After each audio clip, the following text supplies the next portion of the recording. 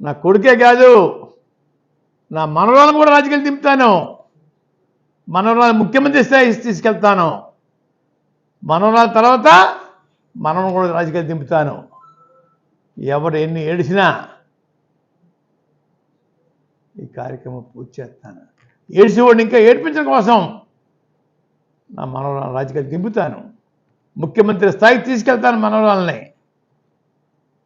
మనం కూడా తీసుకెళ్తాను రాజకీయాల్లోకి. వదిలిపెట్టను.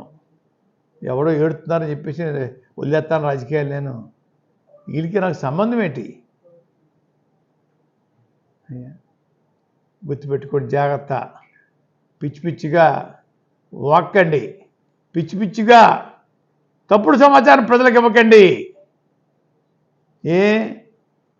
ఈ అమ్మాయి మాంగారికి క్యాన్సర్ వచ్చింది. 3 నెలలు నేను